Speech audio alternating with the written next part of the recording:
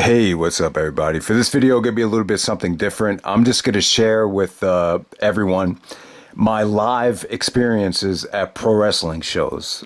I don't know. I thought maybe this might make for a different kind of video. So yeah, let me start with the WWE. I think I've only been to 4 WWE shows. The first show I ever went to was November 2001 during the heart of the invasion, building up to Survivor Series. The main event was actually Undertaker versus Austin and Angle while they were in the Alliance in a handicap match. I think The Rock fought Booker T. This is when Austin actually did the interrogation with RVD because there was a mole in the Alliance. And yeah, I mean, a lot of people hated this show. A lot of people on the internet, they trashed it. They thought it was one of the worst shows of the year. People were very critical of the invasion angle, but I had a good time at it. Storyline wise, I thought it was a great show, and I love the invasion. So some of the storyline stuff was actually quite good. This is actually the show. It did not make it onto the Smackdown, but when Austin was in the ring with the Alliance cutting his promo, there was a huge RVD chant. It was like, RVD. And Austin was just like, what? It went on for like 5 minutes. It was crazy how over RVD was that night. And yeah, so that's how the show ended, with Austin stunning Angle because he didn't trust anybody. And it kind of, this is when the what thing was really taking off. I mean, it wasn't quite, as crazy as it got around, maybe the beginning of 2002 when they went to Madison Square Garden and you had Lillian Garcia singing the national anthem, and then they would chant "what" to her. That was crazy. That's when the what thing kind of got it started going too far. But I would say that SmackDown, when I was walking out of the arena going home, everybody was just saying what, and you could just tell it was catching on. It was becoming something special, and it was kind of the thing that drove Austin to turn face.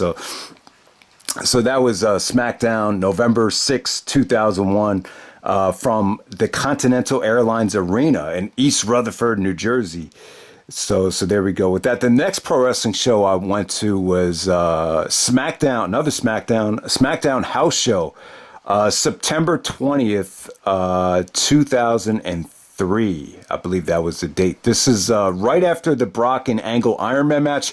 Kurt Angle's sister died right before the show, so he did not make it to the show, so they changed the main event. It actually ended up being Brock Lesnar versus The Undertaker in a steel cage. And, one thing I noticed about the house shows is it was very...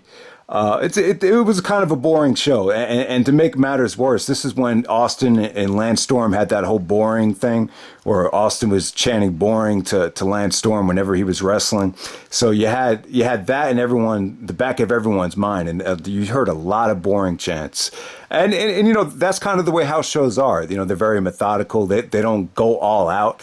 They're very slow, a lot of storytelling, just very, very simple. They don't try to kill each other, so you had that. I remember Benoit came out and fought the Big Show, so me and my brother went crazy when we saw Chris Benoit come out at that time. Cena was really over, too. He was still a heel, but you could just tell, like, the kids were really connecting with him at that time. You could just see where everything was heading at that time. I think Cena fought Rhino, something like that. And then Sable came out. They had a whole... the divas at the time were pretty high. You had Sable, Tori Wilson, Dawn Marie. They all came out. I think they had like a bikini contest or some sort of pose down. Overall, what wasn't a bad show. I really loved the SmackDown roster at that time, 2002, 2003. It was great, man. So the next show I went to was another house show, 2005, right before WrestleMania 21. This is when Batista was really getting hot. So he was in a tag match with Evolution, and Batista was just red hot. I mean, there was Batista chants before the show, after the show. That was the height of Batista's popularity there with, Evolution and everything. So, but once again, a very, very watered down house show. I remember Shawn Michaels and Edge had a match, but it was just very, very slow, just felt very non-competitive, just very vanilla, just not what you would expect on television. You totally see the difference once you're there live. The next WWE show I went to, Survivor Series 2011, so it had been a long time. That's when CM Punk won the title. That's when The Rock came back. It was crazy because, people were making a lot of money selling bootleg tickets, and a lot of people did get scammed. But, at the same time, the show was, you got to see CM Punk win the belt. Rock coming back. He brought a lot of excitement back to the WWE. So I guess Survivor Series 2011 was somewhat of a triumph. But the buy rate kind of suffered. I remember The Miz and R-Truth in a tag match, that they kind of got the blame for the buy rate kind of being disappointing. So that's Survivor Series 2011. I'm not a big fan of watching the WWE live. It's just, to me, I just think it comes off much better on pay-per-view, much better on TV.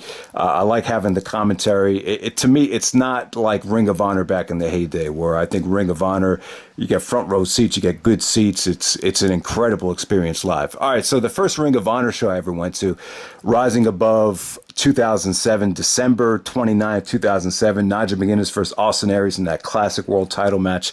I wish I had gotten better seats for that show. I actually chose that show to sit in the balcony. Then Final Battle 2007, the very next day, I actually sat in the second row. For a Final Battle, it was kind of disappointing. You could tell running the double shot, it kind of weakened the Final Battle. You didn't get the same quality that you got from 2005 and 2006. So Final Battle 2007, there's mixed feelings on the show. It wasn't a bad show. I just don't think it was quite up to par with some of the other Final Battles. All right, then the very next show I went to was the 6th anniversary show. Nigel McGuinness turns heel. Me and my brother were at that show. That was kind of a blessing, that whole show. I'll tell you, when I got back to college after the Christmas break, I just remember being really depressed. Kind of had that seasonal affectionate disorder. I don't know. I just wasn't happy to be there. And I didn't know it. But the spring break actually came early. It was actually the last week of February. And then at the last second, I was like, holy shit, man, I could see the 6th anniversary show. Nigel McGuinness versus Bryan Danielson, man, that'd be great. And, me and my brother were actually able to see it. Tickets were so cheap at that time. You could just order them from the Ring of Honor website, $30 a ticket.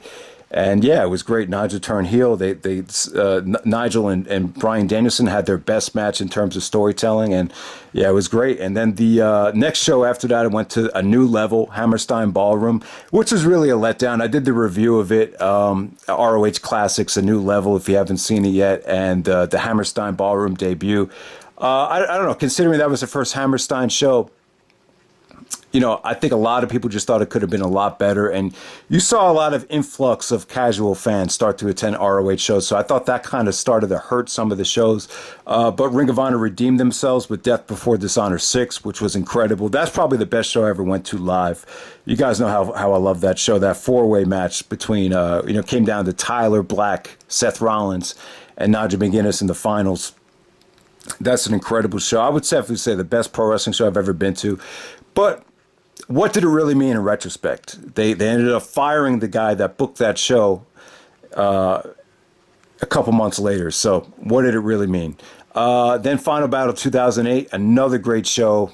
Adam Pearce took a lot of criticism at first when he became ROH Booker, but Final Battle 2008, that was kind of a sign that, yeah, this is still going to be a great company. So there we go with that. Then I went to the 7th anniversary show, Manhattan Mayhem 3, Glory by Honor 8, The Final Countdown. That was an incredible show to be there live. Bryan and Nigel's last show. Definitely a show that I just remember the energy and the excitement just being at an all-time high for that. And then things kind of cooled down a little bit. Well, if you get to Final Battle 2009, that was kind of an ugly experience trying to get home in the snow. You had Tyler Black and Austin Aries trying to wrestle over an hour while everyone knew it was like snowing outside. People were like, how are you going to get home? I didn't even get home that night. I actually went to my dad's house. My dad wasn't there, so I had to see my fucking stepmother. And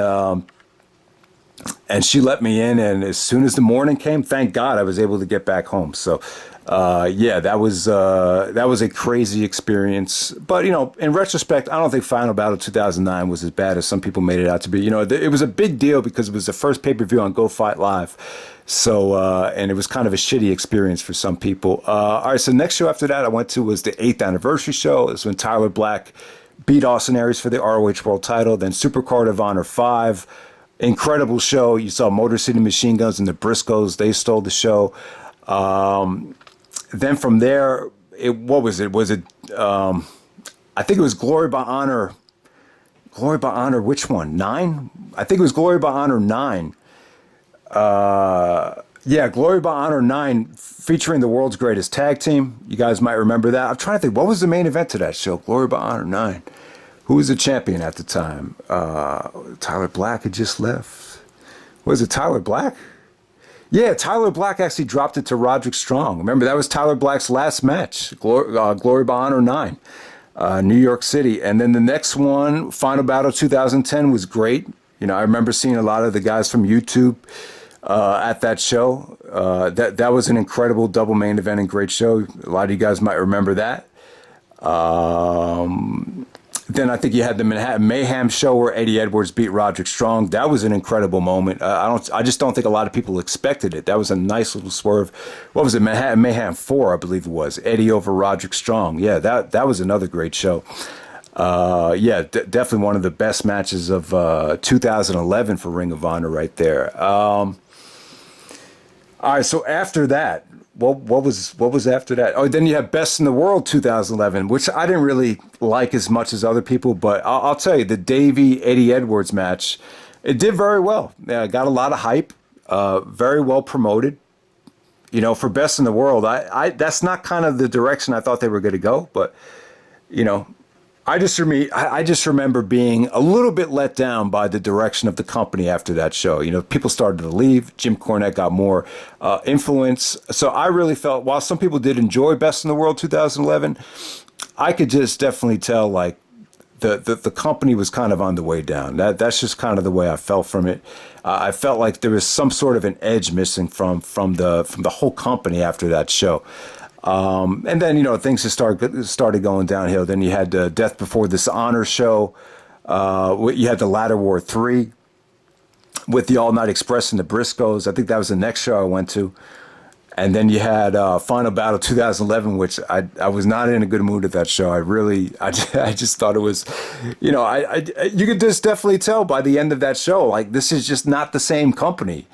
I know, you know, I just didn't, I don't know. Final Battle 2011 was not a good night. You know, it really wasn't. It was kind of like the thing where you would get a good Final Battle every other year, then you'd be kind of miserable at Final Battle every other year. That's the way it was kind of going. So there's really not a lot of Ring of Honor shows left to talk about. I think I stopped going for a while. I think I went to Best in the World 2012 when Steen faced Davey, when Cornette got involved. I went to that show. And then what was after that? I don't think they came back until Final Battle 2012. I ended up getting like really good seats for that show, and you know, I had stopped going with friends, you know, because a lot of people just weren't that into the company anymore. So I just went by myself. I remember being really upset at the time, and really nervous at the time, but I still like forced myself to go. And but yeah, I mean, Final Battle 2012 was definitely a step up. That was right after they fired Cornette. So you had that whole ladder war with Kevin Steen and El Generico. It was a pretty good time, but it was just tough to enjoy for personal reasons. And then in 2013, damn, I don't think I went to. All right, so I think the last Ring of Honor show I went to, it was Manhattan Mayhem 5, I believe. The only thing I remember about that show was I think you had American Wolves versus Fish and O'Reilly for like they had overdone that. By the time they had that match, it was kind of like, oh man, this is kind of reaching overkill level. I'm trying to think, what was the main event of that show, and who was the champion at the time? Who was the champion in the summer of 2013? It was probably either Jay Briscoe. Man, my memory is so bad right now. But yeah, Manhattan Mayhem.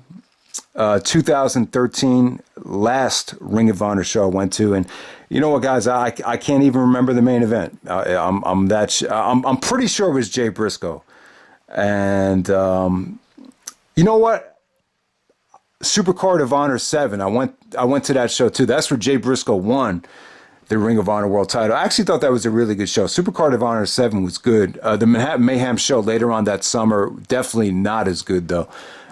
Without a doubt. And you know what, man, I can't even remember the main event for the Manhattan Mayhem 5 show. I'm sure it was Jay Briscoe versus somebody. And that's it. That's it for Ring of Honor shows. As far as Dragon Gate USA, I went to one show. It was United New York City.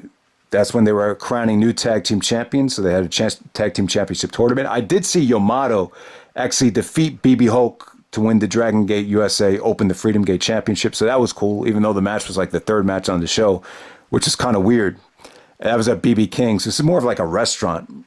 And they always had trouble with the lighting for those shows. I went to Evolve 7, also at BB King's. Evolve 7 was great. I actually think I did a live review of it.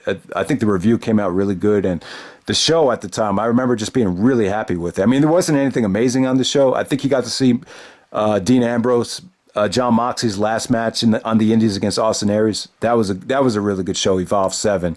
So that's pretty much it for Dragon Gate USA and Evolve. I never went to a TNA show. Never, ever did. The closest thing I thought about TNA, they used to do shows in New York City at Webster Hall. I think I thought about going to one of those, but never went to a TNA show. Never went to an ECW show. Definitely never went to a WCW show. So what am I missing here? CHIKARA. Went to a lot of CHIKARA shows. I went to the Manami Toyota show in Brooklyn where they had the tag match with Quack and Claudio. That was awesome. That was a lot of fun. The Brooklyn show at the what was the name of that show? What was the name of that venue? Oh man, I can't remember. What was it called? Martyr Yourself to Caution. I think okay, all right. So that was the Warsaw. Well, I think it was called the Warsaw in Brooklyn. And then the very next year, they had a show at the Highliner, which is right by New York One in Chelsea, which is like a nightclub. I used to always go there, and they had a that was Martyr Yourself to Caution. That's the name of that show. That was 2011. Eddie Kingston fought Fire Ant in the main event. And you know what? The funny thing about the show, I used to go to school with a girl. She was, I mean, she was pretty good looking. She was a hot blonde, and she was in the balcony, and Eddie Kingston was kind of ripping on her, and really just kind of being sarcastic but taking shots at her. And I thought that was really funny too. So that's what I remember about that show. Any other CHIKARA shows that I've been to? All right, so I think those are the only two. And I think I also went to one in 2014. And after that show, CHIKARA kind of lost a lot of steam by that point. So I really wasn't a big fan of that show. It just totally felt like a different company. They just lost a lot of talent. I was actually talked into going to that show by a friend. But as soon as I got the tickets, he said, "Man, I'm not going to go because the show has no buzz."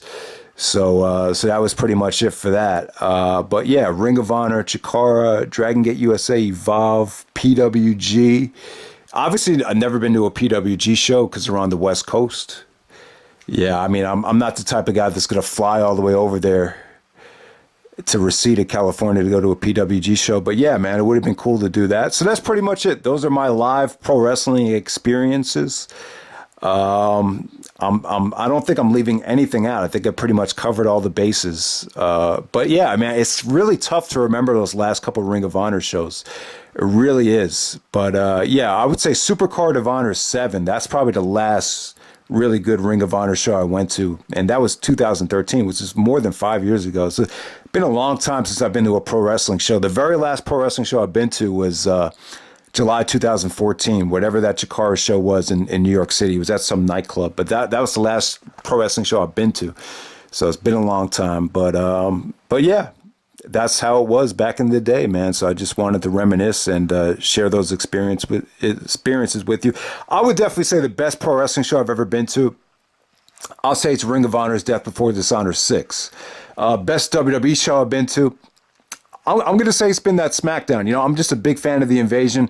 I know some people thought that show sucked, and I guess the main event did suck. Undertaker in a handicap match, yeah, not really anyone's cup of tea. But yeah, as far as the storylines and Austin being really over as a heel, I loved it, man. Van Dam over as a heel too. Yeah, that was during the heart of the Invasion. So I definitely said the Smackdown from 2001. That's my most memorable WWE show I've been to. So that's pretty much it, guys. Hope you enjoy the video, and I'm out. All right.